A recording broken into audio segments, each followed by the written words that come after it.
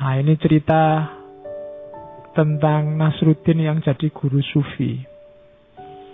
Jadi Nasruddin itu biasanya murid-muridnya di belakangnya terus baca wirid bareng-bareng. Kalau itu kan wiridnya wiridnya sufi.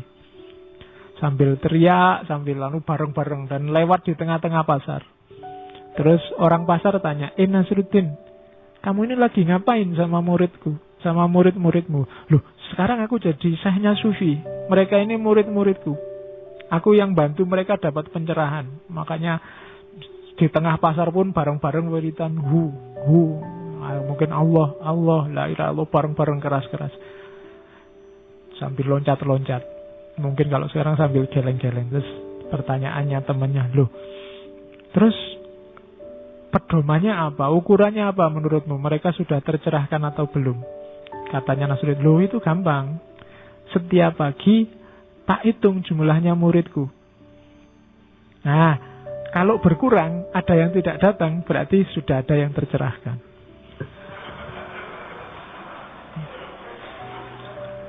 Oh, itu kan sindiran tadi. Jadi sudah tak ajak wirid yang aneh-aneh. Nah, kalau ada yang keluar, alhamdulillah sudah ada yang tercerahkan satu. Jadi itu kalau bahasa sufinya pencerahan via penyangkalan. Jangan salah. Jasanya kadang-kadang orang-orang jahat, orang-orang sesat, itu membuat kita tercerahkan. Malah kadang-kadang gara-gara perbuatan jahatnya orang tertentu kita jadi sadar. Nah, itu pencerahan via penyangkalan. Kebalikannya. Karena benci dengan filsafat, akhirnya belajar fikih. Dan akhirnya jadi ahli fikih. Itu kan pencerahan via penyangkalan. Karena bosan sama filsafat, sama fikih, kamu mangkal sama fikih, terus belajar filsafat. Dan tercerahkan di filsafat. Itu kan awalnya karena menyangkal. Jadi kebalikannya. Biasanya kan orang karena ikut terus tercerahkan. Ada kalanya orang karena menyangkal terus tercerahkan. Karena tidak suka terus tercerahkan. Atau sebaliknya. Karena suka atau tidak suka terus tersesat. Begitu kamu lihat ada koruptor di penjara, terus kamu merasa, wah, berarti aku ini termasuk orang yang bersih loh ya. Jadi sesat. Tapi hal yang sama bisa membuatmu lurus, tercerahkan. Oh, berarti itu jelek. Aku tidak boleh yang semacam itu. Nah, itu tercerahkan dari menyangkal. Jadi kayak muridnya Nasruddin tadi. Nasruddin ngawur ngajak itu manut, boy. Nah, berarti yang sudah tidak manut, berarti dia yang tercerahkan.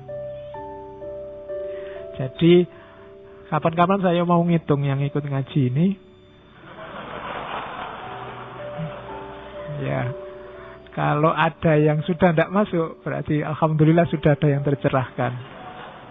Ya, kalau mulai berkurang, kok malah banyak, berarti banyak yang tersesat ini nanti.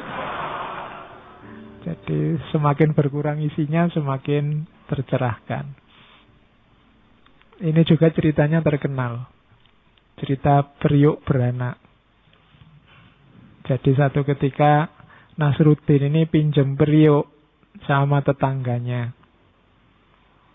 Saat dia pinjam pertama dikembalikan, dikasih bonus panci sama Nasruddin. Tetangganya heran, loh kok ada pancinya ini, gimana Nasruddin? Alhamdulillah periukmu beranak.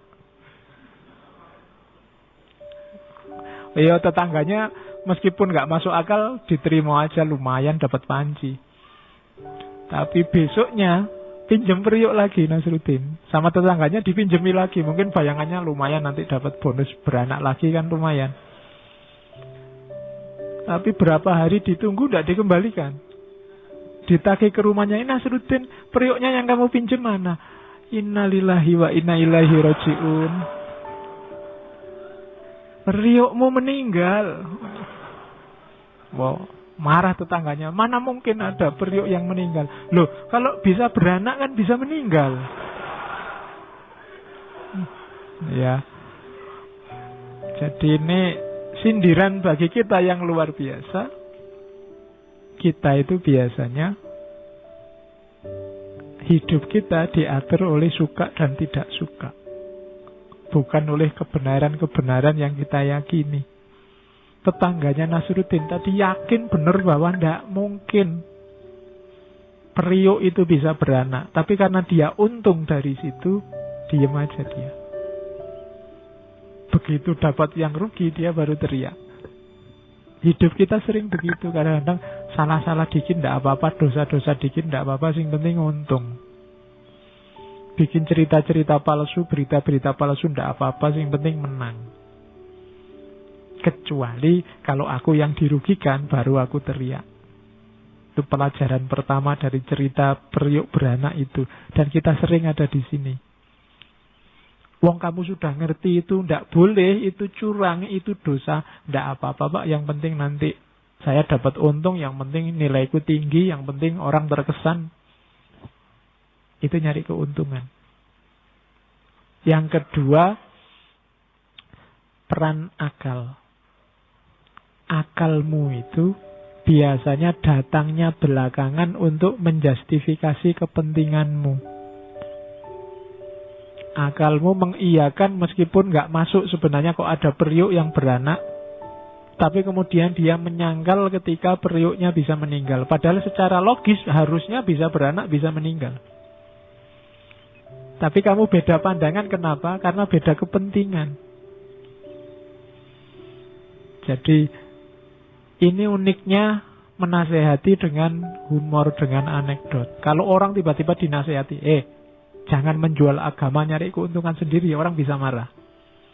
Tapi kalau disindir dengan cerita-cerita semacam ini, mungkin marahnya bisa berkurang.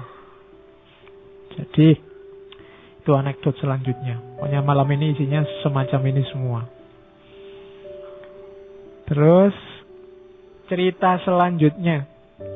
Kekuatan yang tidak berubah. Nasruddin itu satu ketika umuk. Umuk itu sombong pada tetangganya. Katanya Nasruddin yang sudah tua, kekuatanku itu sejak muda sampai sekarang tidak berubah-berubah. Tetangganya, masa sudah tua ya harusnya lebih lemah. Enggak, katanya Nasruddin. Lah buktinya apa? Depan rumah itu ada batu besar. Dulu waktu muda aku tidak kuat ngangkat. Sekarang juga tidak kuat ngangkat juga.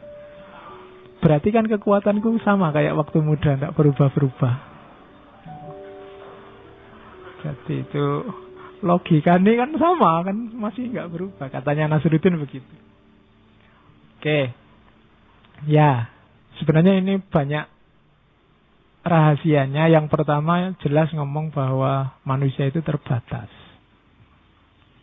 Ada banyak batas yang dimiliki manusia yang membuat dia tidak pantas untuk sombong sebenarnya.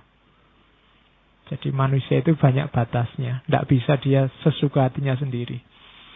Kemudian yang kedua, sebenarnya logika tadi benar. Cuma kesalahannya di mana? Standar.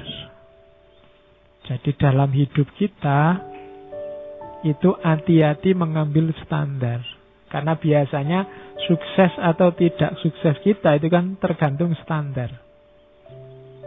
Kalau kamu membuat standarnya terlalu tinggi, resikonya kamu tidak akan dapat mencapai dan kecewa. Kalau standarmu terlalu rendah, resikonya potensimu tidak tersalurkan secara maksimal. Maka membuat standar hidup itu yang realistis. Meskipun ideal. Jadi itu pelajaran yang kedua. Pelajaran yang ketiga dari cerita ini adalah semua bentuk kekuatan, kelemahan, semua kata sifat dalam hidup kita sebagian besar eksis dalam bentuk perbandingan. Kamu ganteng, kamu jelek, kamu kuat, kamu lemah, kamu tangguh, kamu lembek. Itu benar salahnya tergantung perbandingan. Kamu mungkin ganteng kalau dijejer yang sana, tapi termasuk jelek kalau dijejer yang sini. Tergantung perbandingan. Kamu kuat kalau melawan siapa, tapi kamu lemah kalau melawan siapa. Jadi ini menurut saya rahasianya cerita ini. Jadi maka sebenarnya kamu kecewa atau sombong, itu tidak pada tempatnya. Kenapa? Karena yang layak kamu sombongkan itu pasti ada yang lebih tinggi, dan kekecewaan, kerendahan dirimu itu ada yang sebenarnya bisa kamu banggakan. Tergantung kamu membandingkannya kemana. Kamu tergolong cerdas kalau dibandingkan yang kuliahnya ranking berapa, karena kamu ranking berapa. Tapi kamu tergolong lemah kalau dibandingkan yang ranking atasnya. Tadi hidup selalu begitu. Maka jangan terlalu larut dalam kekecewaan atau terlalu bangga dalam kelebihan-kelebihanmu, karena semuanya melalui rumus dibandingkan siapa dulu. Dan puncaknya perbandingan itu Allah. Kalau sudah ketemu Allah, tidak ada apa-apanya semua. Semua tidak ada nilainya. Itu nasihat sufistiknya. Masih ada lagi. Kalau ini tentang mirip kayak tadi pembandingan, cuma tentang perjalanan. Jadi satu ketika Nasruddin kerja di kebunnya, terus ada orang lewat, tanya arah. Pak, kalau ke kota sana, arahnya kemana ya yang pas? Terus Nasruddin nunjuk arah. Orang ini terus tanya lagi, kira-kira berapa lama waktunya saya sampai di sana? Nasruddin diem aja. Orang itu tanya lagi, Pak, berapa lama saya sampai di kota sana? Dicueki sama Nasruddin, Nasruddin malah kerja lagi. Orang itu muangkel, marah-marah, dasar. Terus dia jalan. Begitu dia jalan berapa langkah, tiba-tiba Nasruddin teriak, 3 jam. Orang itu sambil jengkel, lah kenapa tadi diam saja? Jawabnya Nasruddin, loh saya kan harus lihat kecepatanmu jalan. Jadi saya baru bisa jawab. Kalau kamu cepat mungkin bisa 2 jam. Kalau dengan kecepatanmu itu ya 3 jam. Ya. Jadi jangan kesusu marah, wong belum selesai.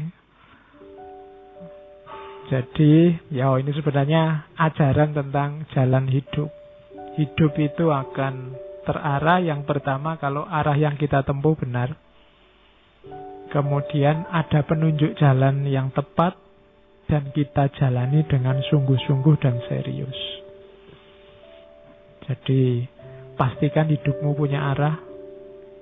Jangan ada yang hidupnya asal. Kemudian cari penunjuk jalan yang tepat sesuai arah yang kamu tuju. Kemudian tempuhlah secara sungguh-sungguh di situ, karena kesungguhanmu itu menentukan kapan kamu sukses atau tidak. Kalau langkahmu cepat, ya kamu segera sukses. Kalau langkahmu lambat, ya kamu lambat suksesnya. Atau kalau kamu mandek, ya meskipun kamu tahu arah, punya penunjuk jalan, tidak akan nyampe. Jadi ini anekdot selanjutnya. Kalau ini guru SD saya dulu suka cerita ini. Jadi satu ketika Nasruddin ini duduk di bawah pohon ceri yang merah, yang kecil-kecil itu biasanya di kue itu. Terus dia mengamati alam sekitar. Dia merasa bahwa alam ini sangat sempurna.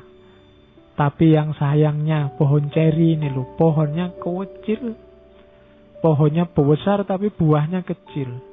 Sementara labu itu pohonnya kecil, buahnya besar.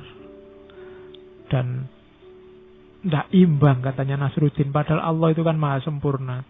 Harusnya ya sempurna dia. Tiba-tiba cerinya jatuh menimpa kepalanya Nasruddin.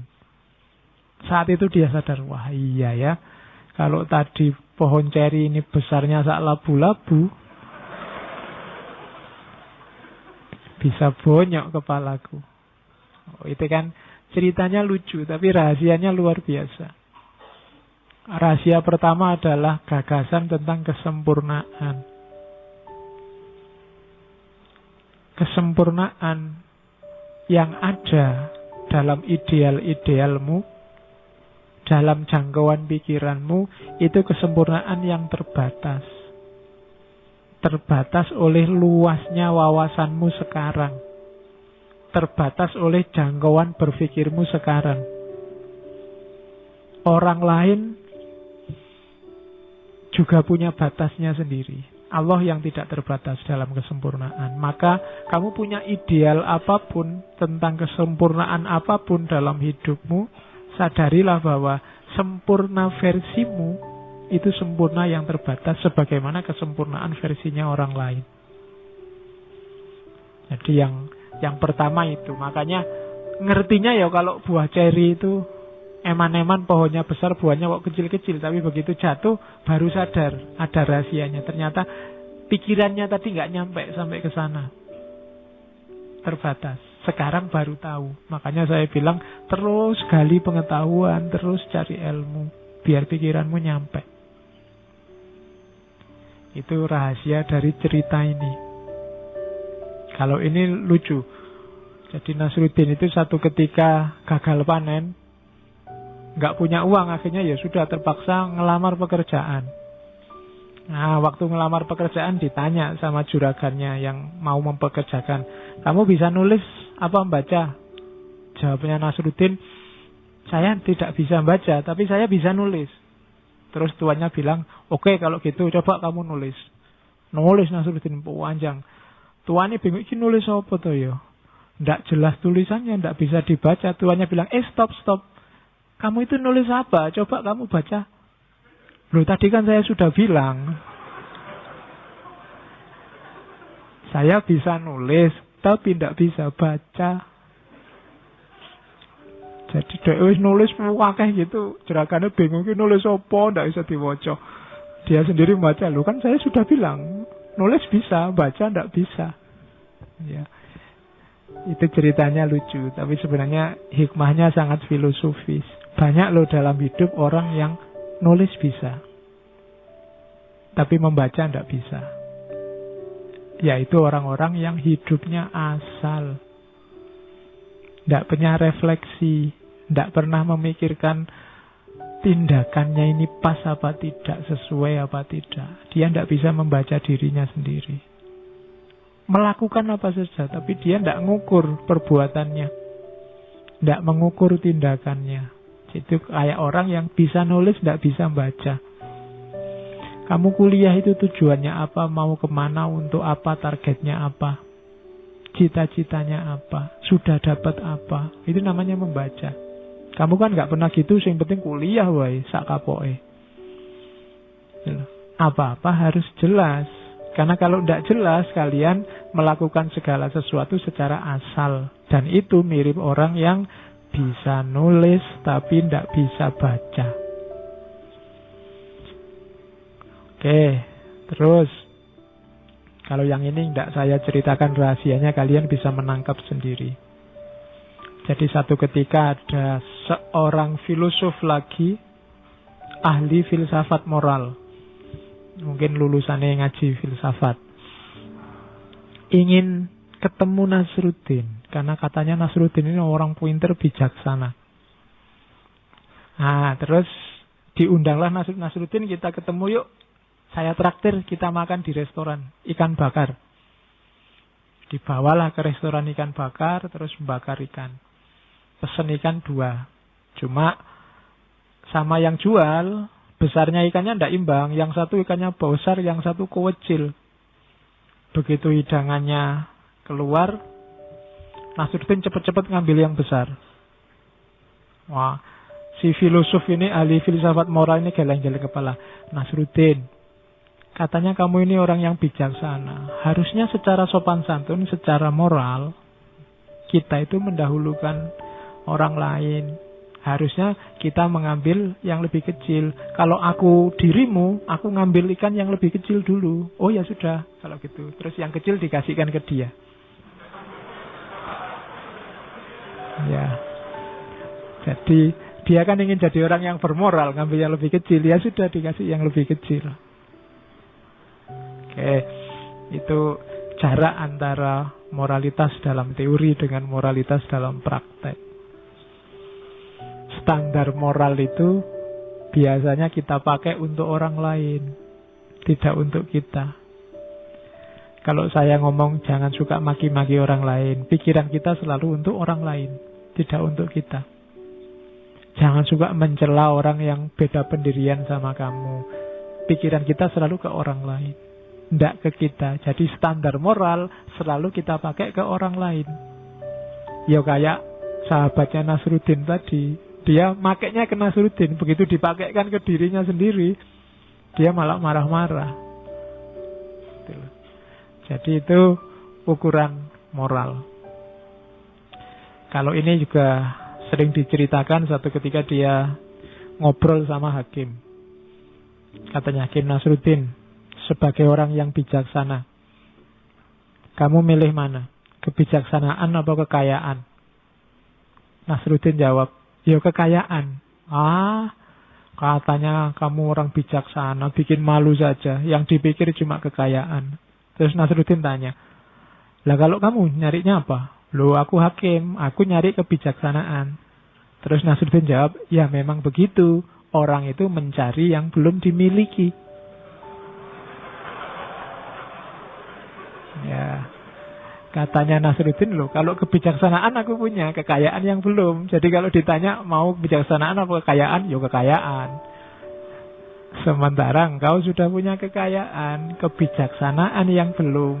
Jadi jawabanmu mesti nyari kebijaksanaan.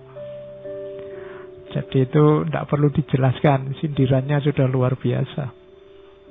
Jadi orang itu nyari yang dia belum punya, meributkan yang dia belum punya. Jadi kadang-kadang dunia itu kebalikannya. Orang yang teriak-teriak, apalah, jangan sebut gelar saya, jangan sebut haji saya, jangan sebut dokter saya. Tiap hari ribut itu. Sebenarnya dia tiap hari mikir tentang gelar. Kalau sudah nggak sibuk dengan gelar, kamu sebut nggak kamu sebut urusanmu. Bagiku nggak penting. Bedanya di situ. Justru orang yang nggak meributkan itu, mari kita panggil. Saya kan sering dipanggil sekarang kiai, haji, ustadz, doktor. Ya tak jarke wae ben seneng sing manggil. Padahal mungkin kalau di rumah orang pada ketawa. Kayak ngene Ustaz. Wah, saiki Kiai Haji rek, mesti gitu kalau di rumah saya di Surabaya itu. Diketawain. Jadi cuma nggak usah diributin ngapain. Kalau masih diributkan, berarti kita masih sibuk dengan itu. Meskipun sibuk untuk nolak, itu sama saja pikiran kita masih sibuk di situ. Yang tidak penting ya posisikan sebagai tidak penting. Kita kan sering begitu, yang tidak penting. Jadinya kok malah jadi perdebatan utama. Gitu loh. Jadi misalnya salaman cium tangan, itu bagi kamu kan boleh cium tangan, boleh tidak. Pendapatmu kan begitu. Tapi begitu ada orang tidak cium tangan, kamu marah. Atau ada orang cium tangan, kamu protes. Lo katanya tidak penting. Mbok sudah nggak usah dibahas, bahas yang penting-penting saja. Oke, itu anekdotnya. Kalau ini bagus untuk nyindir pemerintah, DPR, dan lain-lain. Jadi Nasruddin itu satu ketika lihat istana kok sibuk luar biasa ya. Nasruddin mendekat. Tapi begitu mendekat dia diusir. Jangan deket-deket. Loh ada apa katanya Nasruddin? Ini raja sedang nerima tamu. Tamu agung ini dari negara luar banyak. Ini ada pembicaraan penting. Jadi kamu harus pergi, katanya Nasruddin. Loh, kenapa sih harus menjauh? Loh, ini pembicaraan ini menyangkut nasibnya rakyat. Nah, kita tentara ini untuk menjaga biar nggak ada yang masuk dan mengganggu. Jadi kamu pergi saja. Nasruddin, ya wes saya pergi. Tapi coba kamu pikir, gimana kalau yang mengganggu dan menyusahkan rakyat itu justru yang di dalam sana? Yang kamu jaga siapa terusan? Jadi itu kan sindiran. Ini kan menjaga biar penjahatnya tidak masuk. Tapi kalau penjahatnya sudah di dalam gimana? Yang di luar menjaga apa? Itu sindiran pada pemerintah biasanya. Jangan-jangan biang keroknya, biang keladinya di sana. Tidak di rakyat yang diusir-usir misalnya. Itu kan sindirannya Nasruddin. Terakhir, Ini mohon maaf, ini tak ambil dari bukunya Idrisah. Ini tidak nyindir loh ya. Memang cerita paling awal di bukunya Idrisah yang The World of Nasruddin itu begitu. Makanya saya ambil langsung Inggrisnya. A Better Beard Than Yours, tentang jenggot. Jadi ada seorang imam yang ceramah, all through the footies wear a beard. Jadi seorang hamba yang sejati itu harusnya punya jenggot. Show me a thick and lustrous. Coba lihatlah para ulama yang jenggotnya panjang. Atau carilah orang yang berjenggot panjang. Dan aku tunjukkan bahwa yang jenggotnya panjang ini imannya lebih dalam. Nasruddin terus angkat tangan. Syekh, kambing saya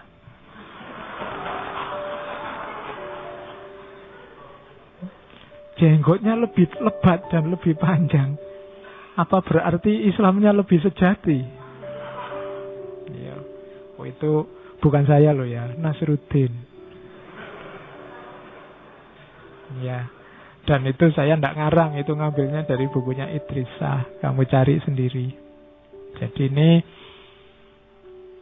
kelakuan keberagamaan kita selama ini sebenarnya hubungannya sama standar. Kita mungkin salah ngambil parameter.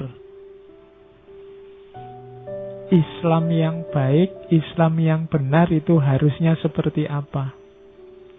Itu hari ini banyak orang yang salah parameter. Ayo belajar lagi, harus sinau lagi tentang gimana jadi muslim yang baik, jadi muslim yang benar. Yang jenggotnya panjang, baik. Tapi tidak bisa jadi ukuran dia lebih baik daripada yang tidak punya jenggot. Dalam hal keberagamaan dan keislamannya. Sering saya contohkan kalau ukurannya hanya jenggot, ya Kalmak kuwi jenggoten. Kalau ukurannya kumis, ya Nietzsche itu kumisan. Jadi ukurannya jangan itu. Jangan yang artifisial. Cari ukuran yang lebih esensial, eksistensial. Untuk menunjukkan ini loh Islam yang sejati. Karena hari ini banyak orang kehilangan identitas karena salah milih standar. Harusnya ciri Islam itu A, B, C, D, tapi terus yang diambil D, E, F, G. Sehingga wajah Islam berubah.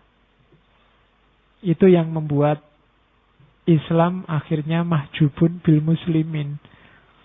Yang menghalang-halangi orang melihat wajah Islam yang sejati itu orang Islam sendiri. Kenapa? Salah milih standar. Jadi jalan keluarnya apa? Belajar. Sinau lagi, ngaji lagi yang lebih banyak. Dibuka luas-luas pikirannya.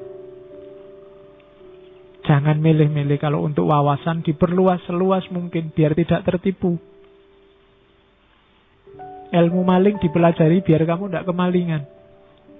Ilmu copet dipelajari biar kamu tidak kecopetan, kan itu Jan. Jadi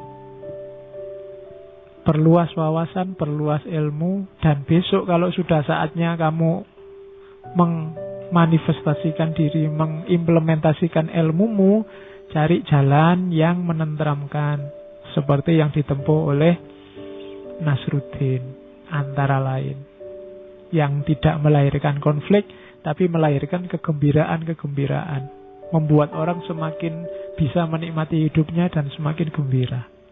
Rumusnya itu yang membuat Nasruddin abadi hingga hari ini. Semua negara di banyak tempat rebutan Nasruddin dari tempatku. Dan cerita-ceritanya tersebar kemana-mana dari barat sampai ke timur. Oke, saya kira itu cerita tentang Nasruddin. Sudah banyak sebenarnya buku-buku yang membahas yang serius maupun yang santai-santai, tinggal dicari sendiri. Boleh pakai rumusnya Idrisah tadi. Kamu cari 7 cerita Nasruddin, kemudian jadikan pijakan untuk pencerahanmu.